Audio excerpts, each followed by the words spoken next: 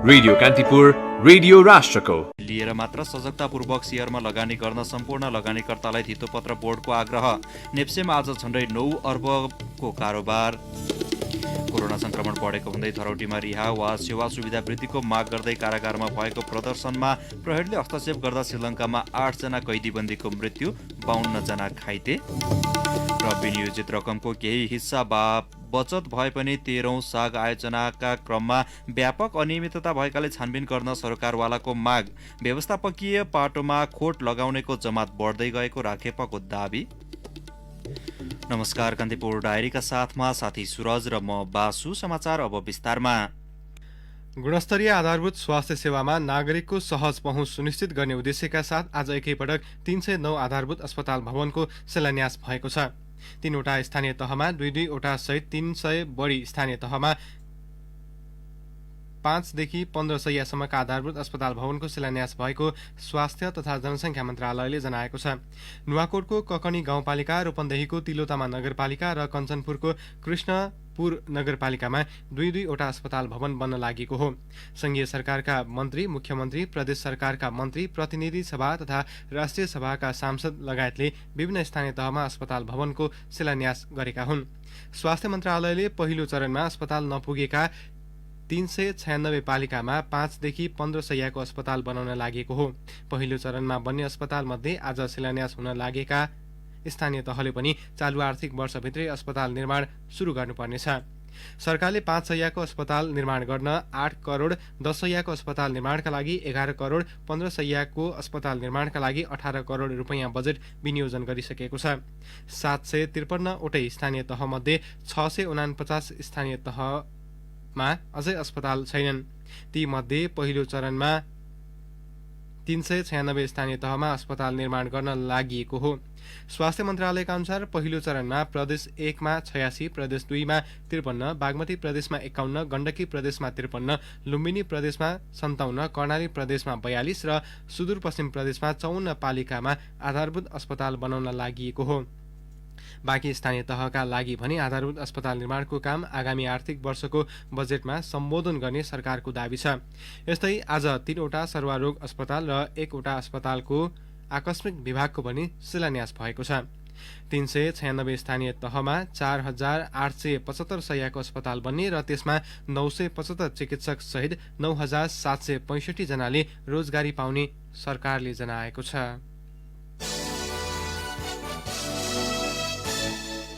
नेपालमा corona virus संक्रमणबाट मृत्यु हुनेको संख्या 1508 जना पुगेको छ। संक्रमितको संख्यामा उल्लेख्य कमी आए पनि संक्रमणका कारण हुने मृत्यु दर भने बढेको छ। संक्रमणबाट पछिल्लो एक सातामा मात्रै 171 जनाको मृत्यु भएको छ। पछिल्लो 24 घण्टामा मात्रै संक्रमणका कारण 29 जनाले ज्यान गुमाएका छन्। आइतबार 25, शनिबार 19, शुक्रबार 23, बिहिबार 23, बुधबार 28 र मंगलबार 24 जनाले ज्यान गुमाएका हुन्। मृत्युदर समेत 0.6% पुगेको छ। स्वास्थ्य तथा जनसङ्ख्या मन्त्रालयका अनुसार पछिल्लो 24 घण्टामा नेपालमा थप 1474 जनामा कोरोना संक्रमण पुष्टि भएको छ। यो सँगै कुल संक्रमितको संख्या 2,33,452 पुगेको छ। 9,911 पीसीआर परीक्षण गर्दा झण्डै 15% मा कोरोना पुष्टि भएको हो। यस्तै पछिल्लो 24 घण्टामा कोरोना मुक्त भएर 1931 जना डिस्चार्ज भएका छन्। नेपालमा हालसम्म कोरोना मुक्त हुनेको संख्या 2,14,521 जना पुगेको छ। सक्रिय संक्रमित 17,423 जना रहेकोमा होम आइसोलेसनमा 11,814 जना रहेको मन्त्रालयले जनाएको छ। 375 जनाको आइसियुमा र 58 जनाको भेन्टिलेटरमा उपचार भइरहेको छ। अर्थमन्त्री विष्णु पौडेलले कोरोना भाइरसको महामारीका कारण मुलुकको अर्थतन्त्रमा परेको असर न्यूनीकरणका लागि सरकारले अग्रभागमा रहेर भूमिका निर्वाह गर्ने बताउनु भएको छ। नेपाल आर्थिक पत्रकार समाज सेजनको 23औं वार्षिक उत्सवका अवसरमा आयोजित कार्यक्रमलाई सम्बोधन गर्दै अर्थमन्त्री पौडेलले अर्थतन्त्रमा परेको असर न्यूनीकरण गर्न सरकार अग्रपंक्तिमा रहेर भूमिका निर्वाह गर्न तयार भएको भन्दै त्यसका लागि निजी क्षेत्रले साथ दिनुपर्ने बताउनुभयो। सरकारको एक्लो प्रयासले केही गर्न नसक्ने भन्दै उहाँले निजी क्षेत्रसँगको सहकार्य महत्त्वपूर्ण हुने बताउनुभयो। सरकार, निजी क्षेत्र र सार्वजनिक क्षेत्र बीचको सहकार्यमा कोरोना महामारीले निम्त्याएका चुनौतीलाई सामना गर्दै लगानी वृद्धि गर्ने, उत्पादन बढाउने र रोजगारी सृजना गर्ने विषयमा ध्यान केन्द्रित गर्नुपर्ने बेला आएको उहाँले स्पष्ट पार्नुभयो। अर्थतन्त्रलाई अहिलेको स्थितिबाट माथि उकास्न र चलायमान बनाउन अहिले उत्पन्न भएका समस्याको सामना गर्दै लगानी उत्पादन र रोजगारी वृद्धिमा केन्द्रित भएर सरकार अगाडि बढिरहेको पनि अर्थमन्त्री पौडेलले बताउनुभयो। कार्यक्रममा नेपाल उद्योग वाणिज्य महासंघका अध्यक्ष शेखर गोल्छाले प्रत्यक्ष अनुदान, राजस्व छुट, सावा ब्याज भुक्तानीको अवस्था, श्रमिक व्यवस्थापनको विषयमा सरकारले तत्काल सम्बोधन गरे मात्रै अर्थतन्त्रलाई चलायमान बनाउन सकिने बताउनुभयो।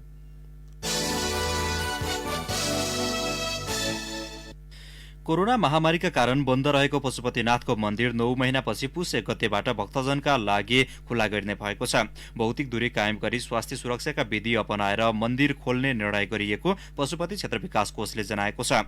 मन्दिर छिर्न चाहने भक्तजनले पालना गर्नुपर्ने नियम सम्बन्धी मापदण्ड समेत तयार पारेको कोषका सदस्य सचिव डाक्टर प्रदीप ढकालले जानकारी दिनुभयो। उहाँका अनुसार भक्तजनलाई एउटा ढोकाबाट प्रवेश गराई अर्कोबाट निकाल्ने गरी व्यवस्था मिलाइनेछ।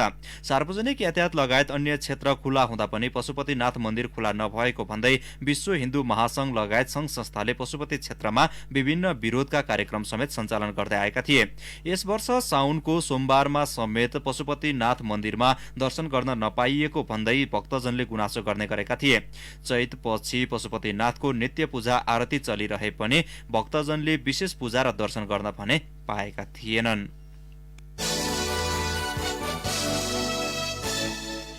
गृह मन्त्रालयले प्रहरी अतिरिक्त महानिरीक्षक एआईजीमा प्रहरी नायब महानिरीक्षक डीआईजी विश्वराज पोखरेललाई बढुवा गर्न सिफारिस गरेको छ। सरकारले मङ्सिर पहिलो साता एआईजीमा एक दरबन्दी थप गरेको थियो। उपप्रधानमन्त्री ईश्वर पोखरेल नेतृत्वको प्रशासनिक समितिले अध्ययनपछि नेपाल प्रहरीमा एकजना एआईजी थप गर्न सरकारलाई सिफारिस गरेको थियो। समितिको सो सिफारिसबारे जानकारी नभएको भन्दै गृहमन्त्री रामबहादुर थापा र प्रहरी महानिरीक्षक शैलेश थापा छेत्रीले असन्तुष्टि जनाउनु भएको थियो। गृह सचिव महेश्वर न्यौपानेको अध्यक्षतामा आज साँझ बसेको बढुवा समितिको बैठकले पोखरेललाई एआईजीमा बढुवा गर्न सिफारिस गरेको हो। पोखरेलसँगै सहकुल बहादुर थापा र धीरज प्रताप सिंह पनि एआईजीको प्रतिस्पर्धामा थिए। यो सँगै आईजीपी शैलेश थापा छेत्रीको अवकाशपछि महानिरीक्षक आईजीपी बन्नका लागि पोखरेल एक्लो दावेदार बन्नुहुने भएको छ। आईजीपी छेत्रीको कार्यकाल 2079 साल वैशाख 19 गतेसम्म छ। कान्तिपुर डायरीमा अब ब्रेकको पालो।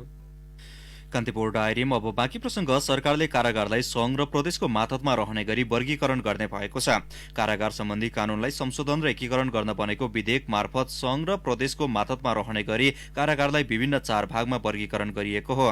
प्रतिनिधि सभाको राज्य व्यवस्था तथा सुशासन समितिको आजको बैठकमा गृह मन्त्रालयका सचिव महेश्वर न्यौपानेले खुल्ला कारागार, प्रदेश कारागार, विशेष कारागार र संघीय कारागार गरी 4 भागमा वर्गीकरण गर्ने गरी विधेयक तयार गरिएको बताउनुभयो।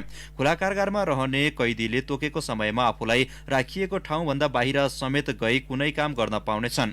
यस्तै प्रदेश कारागार प्रदेश सरकारको मातहतमा हुनेछ भने विशेष कसुरको प्रकृति, सुरक्षा, संवेदनशीलता र कैद अवधि समेतको आधारमा सजाय पाएका कैदीहरूलाई राखिने गरी विशेष कारागारको व्यवस्था गरिएको छ। यस्तै संघीय सरकार मातहत रहने गरी संघीय कारागारको निर्माण गर्ने व्यवस्था पनि विधेयकमा गरिएको सचिव न्यौपानेले स्पष्ट पार्नुभयो।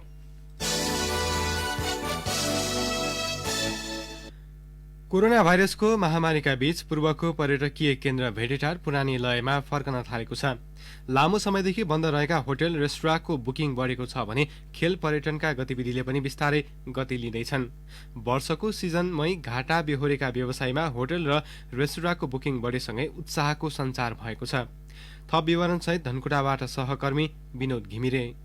लकडाउनका कारण यो वर्षको मुख्य सिजनमै शिथिल बनेको पर्यटकीय स्थल भेडेटारको होटल र पर्यटन व्यवसाय महामारीकै बीच तङ्ग्रिँदै गएको छ। 7 महिनासम्म बुकिङ शून्य रहेका भेडेटार, नाम्जे, ओख्रे र सिमसुवा क्षेत्रका होटल रेस्टुराँको व्यापार असोज महिना यता तुलनात्मक रूपमा बढ्दै गएको छ। असोज महिनापछि यहाँका होटल रेस्टुराँको अकुपाई 45% पुगेको होटल एसोसिएसन भेडेटारका अध्यक्ष जितेन्द्र रुमदालीको भनाइ छ। गएको साल जस्तो त्यति धेरै पर्यटकहरू त आउनु भएको छैन, तर अहिले सामान्य आएको पर्यटकहरूको चाहिँ आगमनले यहाँको पर्यटन व्यवसाय, यहाँको होटल व्यवसायलाई केही राहत भएको छ भन्ने चाहिँ हामीलाई महसुस भएको छ। जिपलाइन जस्ता साहसिक खेल प्राकृतिक सौन्दर्यता र सूर्योदयको दृश्यावलोकन गर्न परिवारका साथ भेडेटार पर्यटकीय श्रृङ्खलामा आउनेहरूको संख्या बढ्दै गएको छ। महामारीको जोखिमकै बीच रमाउन पूर्वी सीमाका भारतीय शहर र तराईका पर्यटक भेडेटार पुग्न थालेका हुन्। साहसिक जिपलाइन खेलमा रमाउन भेडेटार पुगेका सुनसरीका मीन कुमार तामाङ। सधैँभरि महामारी भएन, कहिले कहिले यसो मनोरञ्जन पनि गर्नु पर्यो, चहल खेल पनि अब बजारतिर पुरै छ, आफ्नो सेफ्टी भएर खेल्दाखेरि चाहिँ केही असर पर्दैन कि भन्ने हाम्रो विचार हो। भेडेटार, सिमसुवा, नाम्जे, कामफेक र ओख्रे पर्यटकीय श्रृङ्खलामा साना ठुला 200 होटल रेस्टुरेन्ट सञ्चालनमा छन्। महामारीको अप्ठ्यारोकै बीच पर्यटकीय र आर्थिक गतिविधि बढ्न थालेपछि स्थानीय बासिन्दा, होटल र पर्यटन व्यवसायी उत्साहित भएका छन्। पर्यटकको चहल पहल बढ्न थालेपछि स्थानीय अर्थतन्त्र पनि चलायमान बन्दै गएको उनीहरूको भनाइ छ। रेडियो कान्तिपुरका लागि विनोद घिमिरे, धनकुटा। पूर्व पश्चिम राजमार्ग अन्तर्गत बुटोल नारायणगढ सडक विस्तार आयोजनाका मजदुरले हडताल गरेका कारण 3 दिनदेखि काम रोकिएको छ। सडक चौडा पार्ने ठेक्का पाएको चिनिया ठेकेदार company China State Construction Engineering कर्पोरेसनले 1.5 महिनाको 250 मजदुरको ज्याला नदिएको भन्दै उनीहरू आन्दोलनमा उत्रिएका हुन्। गत शनिबारबाट सडक विस्तारको काममा खटाइएका 250 मजदुरले काम रोकेर आन्दोलन सुरु गरेको अखिल नेपाल ट्रेड युनियन महासंघ पूर्वी नवलपरासीका अध्यक्ष सानुकाजी डङ्गोलले जानकारी दिनुभयो।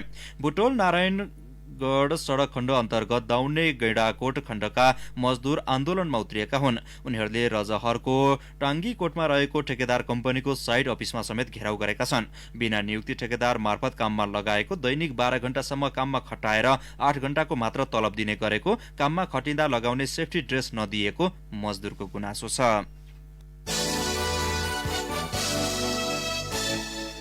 बर्दियासँग जोडिएको नेपाल भारत सिमानामा सशस्त्र प्रहरी बलको थप एक बोर्डर आउटपोस्ट बीओपीको शिलान्यास गरिएको छ। बडैयाताल गाउँपालिका 2 शिवशक्तिपुर फुटाहामा प्रमुख जिल्लाधिकारी लीलाधर अधिकारी र गाउँपालिकाका अध्यक्ष लालबहादुर श्रेष्ठले संयुक्त रूपमा बीओपीको शिलान्यास गर्नुभयो।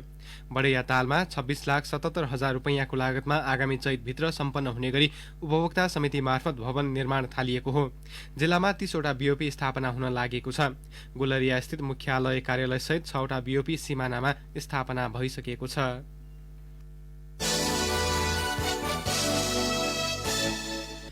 कञ्चनपुर प्रहरीले नक्कली नोट छाप्ने सामग्री सहित 3 जनालाई पक्राउ गरेको छ। महेन्द्रनगर बजार क्षेत्रमा नक्कली नोटको कारोबार गरिरहेको अवस्थामा प्रहरीले भारतीय नागरिक सहित 3 जनालाई पक्राउ गरेको हो। पक्राउ पर्नेमा भीमदत्त नगरपालिका 18 भगतपुर बस्ने दीपकनाथ, सोही ठाउँ बस्ने ऋतिका बम, भारतको बरेली घर भई भीमदत्त नगरपालिका 18 बस्ने अनुज शर्मा छन्। उनीहरूलाई प्रहरीले आज पत्रकार सम्मेलन मार्फत सार्वजनिक गरेको हो। प्रहरीले उनीहरूको साथबाट नक्कली नोट छाप्ने कलर प्रिन्टर मेसिन, ल्यापटप, कागज, कैँची र 1136 थान नक्कली नोटहरू बरामद गरेको जिल्ला प्रहरी कार्यालय कञ्चनपुरका एसपी मुकुन्द मरासिनीले बताउनुभयो।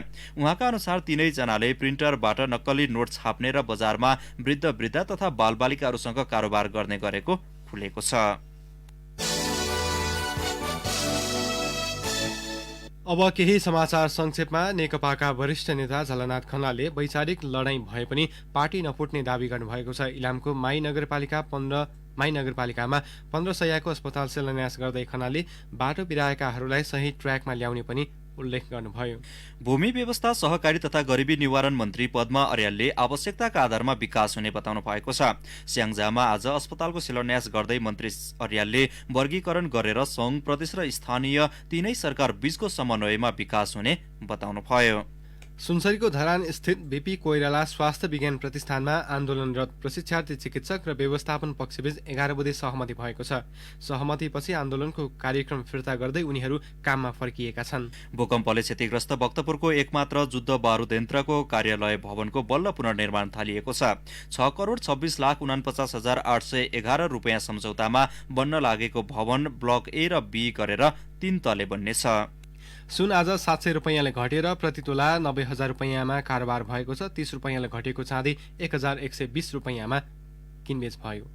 र अछामको मंगलसेनबाट धनगढी जाँदै गरेको ना 4 ख 9972 नम्बरको यात्रु बस मार्कुमा दुर्घटना हुँदा साँपेबगर नगरपालिका 3 का 19 वर्षीय निरज कुँवरको मृत्यु भएको छ। 17 जना घाइते भएका छन्। कान्तिपुर डायरीमा अब डोटी डायरीको पालो। डोटी डायरीबाट मोहन शाहीको नमस्कार। केआई सिंह संग्रहालयको निर्माण कार्य तीव्र गतिमा भइरहेको छ।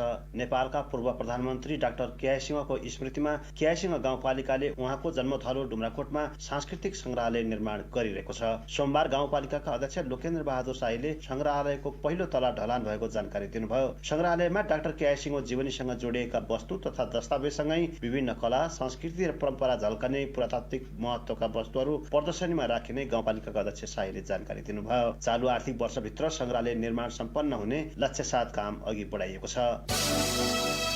कोरोना भाइरसको महामारीका बीच डोटीका विभिन्न ठाउँहरूमा मेला हुने क्रम बढेको छ। तिहारपछि सुदूरपश्चिमका पुर्ख्यौली थलोमा गएर कुलदेवता पुज्ने र जाँच मेलाको आयोजना गर्ने चलन छ। सोमबार मात्रै डोटी सदरमुकाम सिलगढी स्थित शैलेश्वरी मन्दिर बोक्टान फुटसिल गाउँपालिकाको गगुडामा भएको मेलामा सयौं मानिसहरू सहभागी भएका थिए। प्रशासन तथा स्थानीय तहले भेटभाट गरी मेला जाँच निषेध गरे पनि पालना भने भएको छैन। डोटीमा सोमबार 50 शैय्याको प्रदेश स्तरीय सरुवा रोग अस्पतालको शिलान्यास भएको छ। सुदूरपश्चिम प्रदेशका मुख्यमन्त्री त्रिलोचन भट्टले दिपाल सिलगढी नगरपालिकाको वडा नम्बर 5 स्थित गोलासैनमा अस्पतालको शिलान्यास गर्नुभयो। संघीय सरकारको निर्णय अनुसार अस्पतालको शिलान्यास गरिएको हो। डोटीमा क्षेत्रीय स्तरको अस्पताल निर्माणका लागि 1.5 दशकदेखि जमिन अधिग्रहण गरेको भए पनि राजनीतिक उदासीनताले काम अघि बढेको थिएन। यो सहित डोटीमा सोमबार एकसाथ 8वटा अस्पतालको शिलान्यास भएको छ। जिल्ला अस्पताल डोटीको कोभिड प्रयोगशालामा थप 3 जनामा कोरोना संक्रमण पुष्टि भएको छ। पछिल्लो 24 घण्टामा 14 नमुनाहरूको कोरोना जाँच गरिएकामा 1 फलोअप र 2 नयाँ सहित 3 जनामा कोरोना पुष्टि भएको अस्पतालले जनाएको छ। डोटीको दिपाल सिलगढी नगरपालिका र पूर्वी चौकी गाउँपालिकाका 1-1 जनामा कोरोना पुष्टि भएको हो। हस्त डोटी डायरी आजलाई यति नै। मोहन शाही बिदा हुन्छु। नमस्कार। डोटी डायरीपछि कान्तिपुर डायरीमा पुनः ब्रेकको पालो। कान्तिपुर डायरीमा अब आर्थिक प्रसङ्ग। धितोपत्र बोर्डले सुसूचित भई सजगतापूर्वक शेयरमा लगानी गर्न सम्पूर्ण लगानीकर्तालाई आग्रह गरेको छ। बोर्डले आज विज्ञप्ति जारी गर्दै पछिल्लो केही साता यता दोस्रो बजारमा कारोबार रकम र नेप्से परिसूचकले लगातार कीर्तिमान कायम गरिरहेको भन्दै सुसूचित भई सजगतापूर्वक लगानी गर्न लगानीकर्तालाई आग्रह गरेको हो। यद्यपि लगानीकर्ताले पुँजी बजारमा केही स्थापित मूल्य र मान्यता अनुरूप सूचीकृत संगठित संस्थाको वित्तीय अवस्था, आधारभूत र प्राविधिक पक्ष, ऐन नियम पालनाको अवस्था का साथै समग्र वित्तीय तथा आर्थिक परिसूचक लगायत विवरणको विश्लेषण गरी लगानी गर्नु लगानीकर्ताको हितमा हुने बोर्डले जनाएको छ। धितोपत्र बजारमा लगानी गर्दा हल्ला र अनुमानको पछाडि नलागी विश्व अर्थतन्त्र, राष्ट्रिय अर्थतन्त्र तथा सूचीकृत संगठित संस्थाको वित्तीय स्थितिको विश्लेषण, संस्थागत सुशासनको अवस्था एवं लगानीकर्ताको जोखिम वहन गर्न सक्ने क्षमता तथा आफ्नो लगानीको सुरक्षा समेतलाई ध्यान दिई सजगतापूर्वक लगानी गर्न बोर्डले आग्रह गरेको हो। पछिल्लो समय लगानीकर्ताले दोस्रो बजार कारोबारमा उत्साहजनक सहभागिता जनाउँदै आएका छन्। दोस्रो बजार कारोबारमा सहभागी हुँदा लगानीकर्ताले शेयरको मूल्यमा प्रभाव पार्न सक्ने धेरै भन्दा धेरै सूचना संकलन तथा विश्लेषण गर्नुपर्ने बोर्डले जनाएको छ। यस्तै मुलुकको अर्थतन्त्रको विकासमा पुँजी बजारको महत्वपूर्ण भूमिका रहने भन्दै बोर्डले यसको विकास र विस्तार गर्दै सूक्ष्म रूपमा अनुगमन तथा सुपरिवेक्षण गरिरहेको पनि जनाएको छ। केही साता शेयर कारोबार मापक नेप्से परिसूचक पछिल्लो उच्च बिन्दुलाई पार गर्दै लगातार उकालो लागिरहेको छ। शेयर कारोबार हुने साताको दोस्रो दिन आज धितोपत्र बजार 28.79 अङ्कले उकालो लागेर 1997.5 बिन्दुमा पुगेको छ। यो हालसम्मकै उच्च बिन्दु हो। यसअघि कारोबारको पहिलो दिन हिजो 75.2 अङ्कले उकालो लागेको नेप्से 1968.27 बिन्दुमा पुगेर बन्द भएको थियो। नेप्से उकालो लागे पनि कारोबार रकममा भने अघिल्लो दिनको तुलनामा 1 अर्ब रुपैयाँ भन्दा बढीले गिरावट आएको छ। धितोपत्र बजारमा हिजो हालसम्मकै उच्च 9 अर्ब 22 करोड 73 लाख 48 हजार रुपैयाँ बराबरको कारोबार भएको थियो। नेप्सेमा आज कुल 198 कम्पनीका 83,567 कारोबारबाट 2 करोड 51 लाख 91 हजार 319 किता शेयर किनबेच भए, जस अन्तर्गत 8 अर्ब 86 करोड 77 लाख 14 हजार रुपैयाँ बराबरको कारोबार भएको छ। नेप्सेमा आज कारोबार भएका ब्याङ्किङ, विकास बैंक, वित्त, म्युचुअल फन्ड बाहेक बाँकी सबै कम्पनी समूहको विसूचक उकालो लागेको छ।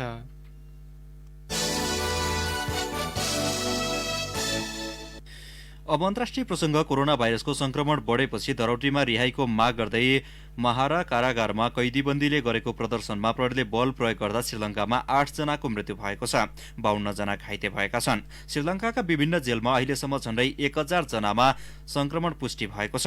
कोरोना भाइरसको प्रकोप उच्च भएपछि धरौटीमा मुक्त हुन पाउनुपर्ने तथा जेलभित्र पनि थप सेवा सुविधाको माग गर्दै कैदीबन्दीले प्रदर्शन गरेका थिए। प्रदर्शन काबू बाहिर गएपछि नियन्त्रणको प्रयासमा सो हताहती भएको श्रीलङ्का प्रहरीका प्रवक्ता अजित रोहनाले बताउनुभयो। स्थानीय सञ्चार माध्यमहरूले भने स्थिति नियन्त्रण बाहिर गएको निष्कर्षसहित स्थानीय पुलिसले कैदीबन्दीमाथि गोली प्रहार गरेको उल्लेख गरेका छन्। झडपका क्रममा कारागारमा आगलागी समेत भएको थियो।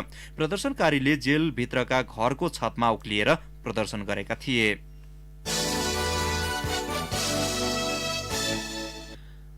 अमेरिकाको बायोटेक कम्पनी मोडेनाले कोरोना भाइरस विरुद्धको खोप नियामक स्वीकृतिका लागि दर्ता गर्ने तयारी गरेको छ।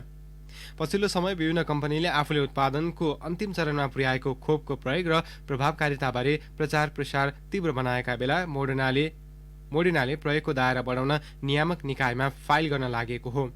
अमेरिकाको खाद्य र औषधि प्रशासनले mRNA खोपको परीक्षण तथ्याङ्कको अध्ययनपछि आपतकालीन प्रयोगका लागि सुरक्षित रहे नरहेको निष्कर्ष निकाल्नेछ।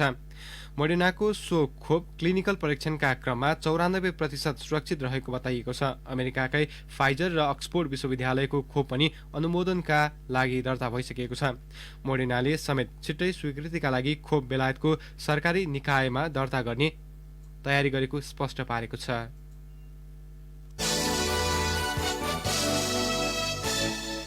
कान्तिपुर डायरीमा अब कान्तिपुर सविस्तार।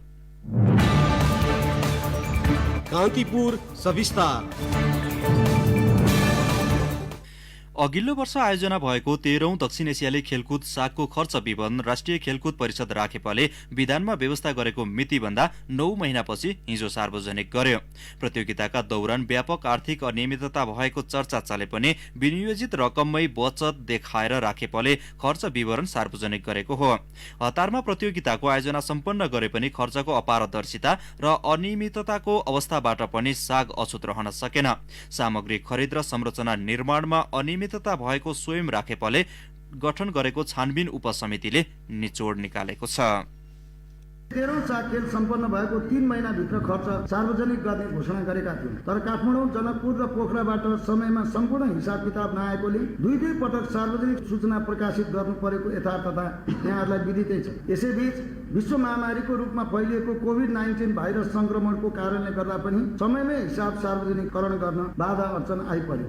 प्रतियोगिता सकिएको 1 वर्षपछि खर्च विवरण सार्वजनिक गर्नु परेको अवस्थालाई राखेपा सदस्य सचिव रमेश कुमार सिलवालले यसरी व्याख्या गरे। जबकि फागुन 25 अगाडि नेपालमा न कोरोनाको महामारी भयावह थियो न अन्य प्रतिकूलता नै। जे होस्, राष्ट्रको प्रतिष्ठासँग जोडिएको 13औं साग नेपालले भव्य र सफलतापूर्वक सम्पन्न त गर्न सक्यो, तर अनियमितता रोक्न यो पटक पनि घरेलु खेलकुदको सर्वोच्च निकाय पूर्णतः असफल रह्यो। खेल सामग्रीमा अनियमितता भएका घटनालाई स्वयं राखेपाले गठन गरेको छानबिन उपसमितिले पनि प्रमाणित गरिसकेको छ। राखेपाका पूर्व सदस्य सचिव युवराज लामा यस्तो गलत प्रवृत्तिलाई विधि र प्रक्रिया सम्मत रूपले कारबाहीको दायरामा ल्याउनु पर्नेमा जोड दिन्छन्। बाहिर आएको चर्चाहरू छ, बाहिर आएको चर्चामा अब खेलकुद सामग्रीमा केही समस्याहरू आयो भन्ने छ। यसलाई चाहिँ अब अहिले हामीले सरसर्ती डिटेल आउटमा हेर्दाखेरि यसलाई प्रक्रियागत रूपमा सुष्ठु पारदर्शी हुँदाखेरि नै उपयुक्त हुन्छ यस्ता प्रकारको आयोजनामा। सबै खेल संघ र सरकारवाला निकायले गरेका प्रतिबद्धता विपरीत सार्वजनिक भएका अनियमितताका घटना रोक्न नसक्दा राखेपाको व्यवस्थापकीय पाटोमा खोट लगाउनेहरूको जमात बढ्दै गएको छ। तर नेतृत्वको ध्यान त्यसमा भन्दा पनि जस लिनेतर्फ बढी केन्द्रित रहँदा समस्या बढ्दै गएको हो। सदस्य सचिव सिलवाल आउनुभन्दा अगाडि पेश भएको खर्च 5 अरब 69 करोडको नेपाल सरकारसँग बजेट पेश गरिएको थियो। म आइसकेपछि पटक पटक छलफल भइसकेपछि 3 अरब 65 करोड रुपियाँ नेपाल सरकारले चाहिँ यसको निम्ति पैसा छुट्याएको थियो। तर खेल दौरानमा हामीले 1 अरब रुपियाँ मितव्ययी ढङ्गले बचाएर त्यो नेपाल सरकारलाई नि फिर्ता गर्यौं र त्यो भन्दा बाँकी रहेको 15 करोड थप रकम पनि नेपाल सरकारको खातामा हामीले। अघिल्लो वर्ष मंसिर 15 देखि 24 गतेसम्म आयोजना भएको प्रतियोगिताको खर्च विवरण सोही वर्षको फागुन 24 भित्र सार्वजनिक सार्वजनिक गरिसक्नु पर्ने हो। सागको आयोजना तथा कार्य सञ्चालन कार्यविधिमै 3 महिना भित्र खर्च विवरण सार्वजनिक गरिसक्ने उल्लेख छ। तर विभिन्न बहानामा अनियमितता र अपारदर्शितालाई बल पुग्ने गरी राखेपले विवरण सार्वजनिक गर्नु दुःखद भएको पूर्व सदस्य सचिव लामा बताउँछन्। एकाउन्ट भनेको एभ्रीडे, डे टु डे, विकली अनि मन्थली हुन्छ नि एकाउन्ट त। त्यस अर्थमा चाहिँ यो एकाउन्ट अलिकति उहाँहरूले किन ढिलो सुस्ती गर्नुभयो त्यो उहाँहरूको कुरा होला, अथवा एकाउन्ट गर्ने सेक्सन चुस्तो जुस्तो थिएन कि, त्यो समिति आर्थिक समिति चुस्तो जुस्तो थिएन कि भन्ने प्रश्न त निश्चित रूपले उठ्छ नै। सफल सम्पन्नता त्यति बेला मानिन्छ जति बेला हरेक प्रक्रिया विधान अनुरूप सम्पन्न हुन्छन्। साग लगत्तै अख्तियार दुरुपयोग अनुसन्धान आयोगसम्म सप्रमाण पुगेका उजुरी तथा त्यसमा संलग्न माथिको कारबाही प्रक्रिया सुस्त हुँदा त्यसको प्रभाव नकारात्मक रूपमा बाहिर आएको हो। राखेपलले नै गठन गरेको छानबिन उपसमिति संयोजक गोविन्द प्रसाद भट्टराई अनियमिततामा संलग्न जोसुकैलाई पनि कारबाहीको दायरामा ल्याएरै छोड्ने दावी गर्छन्। केरौं सागमा जोडिएका भ्रष्टाचार भनेर एक खालको चाहिँ करार भएको मान्छेहरूलाई चाहिँ निकायहरूले चाहिँ कारबाही गर्ने प्रक्रिया चाहिँ अगाडि बढ्छ।